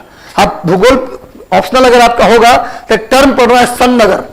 सन नगर, मेगालोपोलिस, एक टर्म पढ़ना है भैया हम लोगों को, सन नगर पढ़ना है। सन नगर मतलब तो कई नगर जब आपस में जुड़ जाएं तो उसी को क्या बोला जाता है, सन नगर। दुनिया का सबसे बड़ा सन नगर था अमेरिका में, जो बोस्टन से लेकर, अमेरिका की बात करें अगर आप अमेरिका की बात करें तो ये कनाडा है, ये अमेरिका है। अमेरिका में यहां पर था बोस्टन, और यहां नीचे वाशिंगटन डीसी है। इन दोनों के बीच में जितने भी शहर थे आपस में जुड़ गए। यानी कि अगर यहां से ट्रेन से, यहां से रेल से अगर चलते हैं आप बोस्टन की ओर, तो रास्ते में कोई भी स्थान खाली नहीं मिलेगा, लगातार आपको घर मिलता चला जाएगा। इसका मतलब है कि पूरे शहर आपस में कनेक्ट हो गए, बढ़ते बढ़ते लोग वहां तक चले गए। दुनिया का सबसे बड़ा सन नगर विकसित हो रहा है इंडिया में, मथुरा से लेकर चंडीगढ़ तक। कंप्लीटली आपको लाइन से जाइए, आपको लगेगा करेगा कहां से मथुरा खत्म हुआ और कहां से दिल्ली शुरू हुआ और कहां चंडीगढ़ पहुंच गए हम। तो पूरा इलाका इतना ज्यादा कंस्ट्रक्शन का काम हो रहा है ना कि पूरा जो इनका पॉपुलर का लकड़ी है वो तुरंत वहां अच्छी कीमत उनको मिल जाता है फर्नीचर के लिए। वहां तो सोचते गन्ना उगाएंगे तो भैया कितने साल बाद पैसा मिलेगा, वो भी कम मिलेगा। आया फर्नीचर में तुरंत कई गुना कीमत पर हम अपनी लकड़ी को बेच दे रहे हैं, तो लाभ ही लाभ है। तो वहां किसान अब गन्ना उगाना बंद कर दिए हैं। ये कहीं ना कहीं गवर्नमेंट फेलियर है, ये किसानों का फेलियर नहीं है। बात समझ में आ रहा है क्या बोल रहा हूं? तो पूरा क्षेत्र गेहूं, गन्ना और आलू के लिए प्रसिद्ध है। कौन सा पेड़ लगाते हैं सब? पॉपुलर। आप कभी जाइए ट्रेन से मेरठ से हरिद्वार की तरफ, इधर से जाओगे ना हरिद्वार तो आपको ट्रेन कहां से जाएगी? मेरठ होकर के। तो मेरठ से हरिद्वार निकलोगे तो रास्ते में खाली लाइन से खेत में क्या मिलेगा? ऊंचे ऊंचे पॉपुलर के पेड़ मिलेंगे आपको। तो खिड़की से कभी झांकिएगा तो मेरा नाम याद कीजिएगा, सर ने ही बताया था इसी पेड़ के बारे में। ठीक है, आगे बढ़ते हैं। एक लाइन लिख लीजिए, गेहूं, गन्ना, आलू के उत्पादन में उत्तर प्रदेश का पहला स्थान है। गेहूं, गन्ना, आलू के उत्पादन में उत्तर प्रदेश का पहला स्थान है। क्या? ना, एमपी में दाल और सोयाबीन केवल। अगर उत्पादकता की बात करेंगे, प्रोडक्टिविटी की बात करेंगे तो पंजाब, और बाकी उत्तर प्रदेश टोटल में। प्रति हेक्टेयर उत्पादन में पंजाब और टोटल में यूपी। देखो होता प्रोडक्टिविटी, आगे होता प्रोडक्शन। तो प्रोडक्शन मतलब टोटल प्रोडक्शन। आगे होता है प्रति हेक्टेयर में किसका आगे? तो प्रति हेक्टेयर प्रोडक्शन में आगे पंजाब और टोटल उत्पादन में यूपी। तो लिखिए गेहूं, गन्ना और आलू के उत्पादन में उत्तर प्रदेश का पहला स्थान है। UP has first rank in production of wheat, sugarcane and potato. Uttar Pradesh का गेहूं, गन्ना, आलू के उत्पादन में पहला स्थान है। क्लियर है, समझ में आ गया? लिखिए इस क्षेत्र से गंगा, यमुना, इस क्षेत्र से गंगा, यमुना, रामगंगा इत्यादि नदियां बहती हैं। इस क्षेत्र से गंगा, यमुना, रामगंगा, सरयू इत्यादि नदियां बहती हैं। इस क्षेत्र से गंगा, यमुना, रामगंगा, सरयू नदी है, सरयू इत्यादि नदियां बहती हैं। क्लियर है? गंगा, यमुना, सरयू इत्यादि नदियां बहती हैं। कौन कौन नदी बहती है? गंगा, यमुना, रामगंगा और सरयू नदियां बहती हैं। अगला पॉइंट लिखिए, इस क्षेत्र में क्या रामगंगा मिलती है, गंगा में आकर के उत्तर से मिलती है, और उत्तर से आके मिलती है कहां पर? कन्नौज के पास। गंगा में कन्नौज के पास मिलती है, उसी के किनारे बरेली और मुरादाबाद बताए थे, याद है ना? कॉपी पलटी थोड़ा मिल जाएगा। मुरादाबाद और बरेली के बीच में कौन नदी आ रही है? इधर से जाओगे श्रमजीवी एक्सप्रेस से, है ना, या फिर और भी कितने हैं, जैसे जम्मू तवी एक्सप्रेस है, ट्रेन है, उन सब से जाओगे तो बरेली होके जाती है। तो बरेली पहुंचोगे तो रामगंगा नहीं मिलेगी। बरेली से ट्रेन खुलेगी ना, तो जो पहला नदी क्रॉस करेगी ट्रेन, तो रामगंगा नदी ही क्रॉस करती है, और क्रॉस करते ही मुरादाबाद आ जाता है। अब मैंने बताया था मुरादाबाद पीतल के सामान के लिए और बरेली काजल के लिए, बर्फी नहीं ना झुमका, केवल किसके लिए? काजल के लिए। आगे बढ़ते हैं भाई, फिल्मों में तो कुछ भी बोल देते हैं। क्या लिखा लास्ट? गंगा, यमुना, रामगंगा और सरयू नदियां बहती हैं। देखिए इस क्षेत्र में भी हरित क्रांति का प्रभाव रहा है।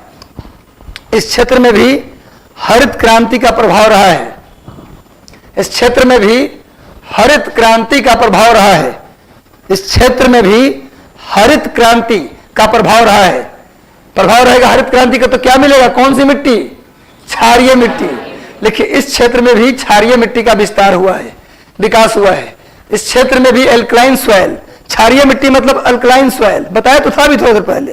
क्षारीय मतलब एल्कलाइन सॉइल। इस क्षेत्र में भी क्षारीय मिट्टी का काफी हद तक विकास हुआ है, एल्कलाइन सॉइल का काफी हद तक विकास हुआ है।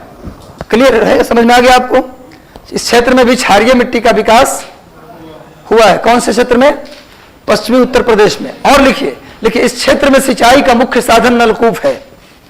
इस क्षेत्र में सिंचाई का मेन साधन ट्यूबवेल्स है। Tubewell main source of irrigation is tubewell. इस क्षेत्र में सिंचाई का मुख्य साधन क्या है? ट्यूबवेल। और दूसरे नंबर पे नहर, कैनाल्स। सबसे ज्यादा सिंचाई किससे करते हैं वो लोग? ट्यूबवेल से। पूरे हरियाणा भी या पूरे पश्चिमी उत्तर प्रदेश भी ट्यूबवेल मेन साधन है। ट्यूबवेल सबसे ज्यादा विकास ट्यूबवेल में समझते होंगे, नीचे बोरिंग करके जो पानी निकालते हैं उसको क्या बोलते हैं? ट्यूबवेल्स। यानी इधर ज्यादा सिंचाई किससे करते हैं? ट्यूबवेल से। और उसके बाद किससे करते हैं? नहर से। एक क्वेश्चन भी आता है कि भारत में सबसे ज्यादा ट्यूबवेल्स की संख्या किस क्षेत्र में है? तो पश्चिमी उत्तर प्रदेश में भी पश्चिमी उत्तर प्रदेश।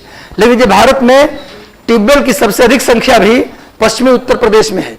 भारत में ट्यूबवेल की सबसे अधिक संख्या, नलकूप की सबसे अधिक संख्या पश्चिमी उत्तर प्रदेश में है। ठीक है, तो ये हमारा अपर गंगेटिक प्लेन आज कंप्लीट हुआ। मैं अगले दिन अगली क्लास में क्या पढ़ाएंगे? हम लोग क्या पढ़ेंगे? Middle Gangetic plain, lower Gangetic plane. इसके बाद नेक्स्ट क्लास में नलकूप की सबसे अधिक संख्या पश्चिमी उत्तर प्रदेश में, ये लिखवाया हूं। तो अगले क्लास में हम लोग middle Gangetic plain, lower Gangetic plain, plain of Assam and Brahmaputra और तटीय मैदान के बारे में डिटेल पढ़ेंगे। और उसके बाद समय अगर बचा तो अगले क्लास में हम भारत की मिट्टी शुरू करेंगे, सॉइल ऑफ इंडिया। अतः अगले क्लास को बिल्कुल मिस न करें, हर क्लास इंपॉर्टेंट हो रहा है। कैसा लगा क्लास आज का? चलिए मन से पढ़िए, खुश रहिए, स्वस्थ रहिए, खाइए पीजिए, मस्त रहिए। All the best, God bless you, आशीर्वाद। बिहार स्पेशल का एक आध 1.5 घंटे का क्लास बचा है, कहीं बाद में ले लेंगे। अभी हिस्ट्री बिहार स्पेशल पढ़ लीजिए आप लोग।